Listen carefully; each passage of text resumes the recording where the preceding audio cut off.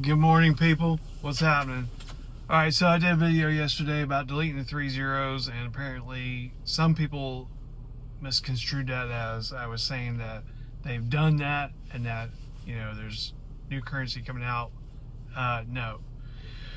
I was just simply trying to break down in the simplest form the process of deleting 3 zeros and moving the decimal point from 0.00076 to 0.76, increasing the value of the dinar.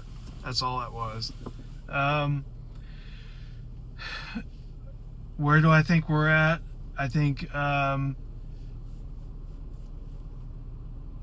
knows? I mean, we've always heard, all the anon crap and conspiracy stuff and Q stuff about, they need a distraction like, World War III and, World War III scare or, something like that.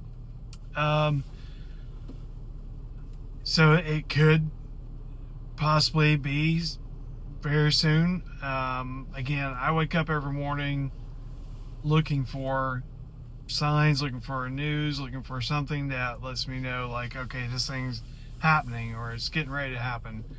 What I see is a lot of distraction with Russia. I just saw on Twitter that Trump is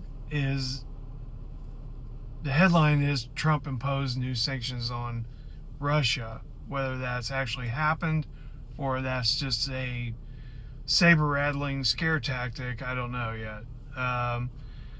So we have distraction there.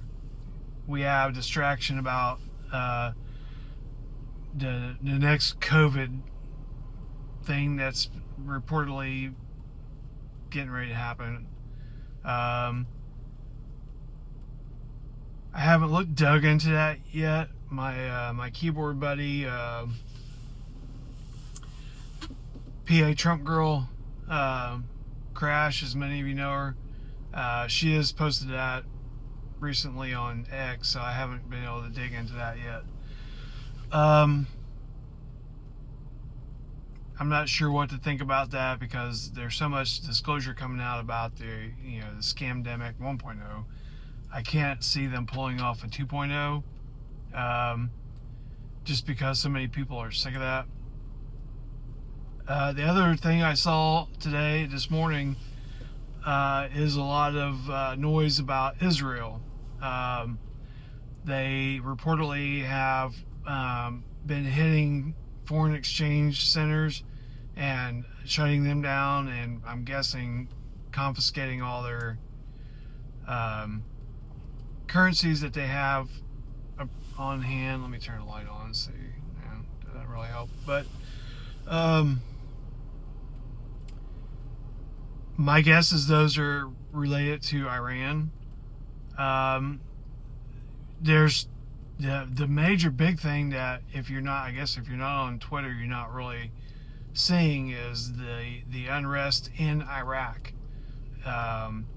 So northern Iraq, Kurdistan region, from what I read, Turkey supplies them with electricity, and for whatever reason, Turkey has decided to turn that off. They've also, along with Iran, have closed the dams to the Tigris and Euphrates River, which is causing drought. They're water rationing, and even in parts of Baghdad and that area, they are doing brownouts, where they're shutting down the electricity, only giving them a couple hours of electricity. They're rationing water. And guys, this is like the desert, and this is their hottest time of the year, where like your triple digit temperatures all day long, all night long, and the people have had enough. They're taken to the streets. So are being reported, but I get this from Abu, who is in Iraq. So I trust his word and his reporting of these things. So he is reporting that there's uprisings, People can't live like this. It's bad enough what has been, the hand that Iraqis have been dealt since the first Gulf War is just, it's inhuman. It's just insane. And the conditions that the majority of Iraqis live in is poverty levels at best, and now they're rationing water. They're, if you're in the northern part of Iraq, you don't have water. Now they don't have electricity. It's coming to a head. You cannot push people this hard, this long, without something happening, without something changing. And there's, you have the corrupt politicians who are, getting rich off of the burdens of these people. It's getting ready to reach a breaking point. So while I wanted to believe that the RV could happen at any moment, and I thoroughly believe that, but if I'm watching the things I'm seeing on Twitter and different outlets, it seems like, sorry, it's loud, I'm in a Jeep and it's raining. It seems like there's still a little bit of a journey to go. Every time we think the Russian-Ukraine drama's being put to bed, they back out, they bomb each other, they do launch drones, they try to take out Putin's helicopter. Again, we're living in the Matrix, we're living in a fake world with fake media and fake all this stuff. So it's hard to know what's real and what's not. That's why, I like to, as far as Iraq goes, I'll throw questions at Abu and see if it sticks.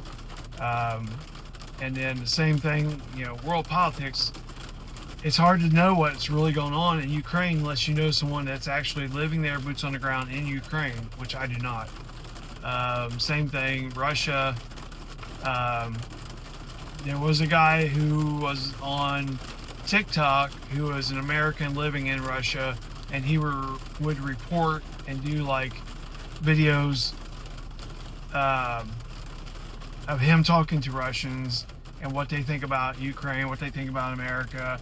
And it was a stark contrast to what we're being fed in media.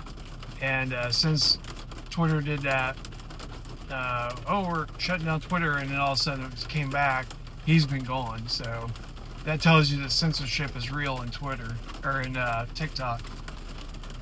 So yeah, there's a lot going on, guys, and I don't want you to be discouraged. And this is not me being Debbie Downer or anything like that. I just want, in my channel, I want to always be a realist and err on the side of caution instead of being a hopium drug dealer saying like, oh my God, I know the rate, and only I know the rate, and if you subscribe to my channel, I'll let you know. That's never going to take place here. So just hang in there, guys. We are witnessing the world change. That's never an easy process. That is never quick.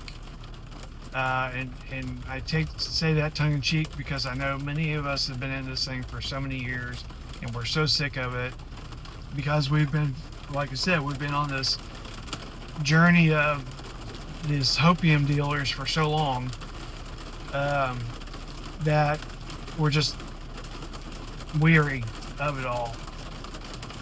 But we're finally seeing the culmination of things that have been talked about for so long that I can't help but feel like we are rounding the corner to home.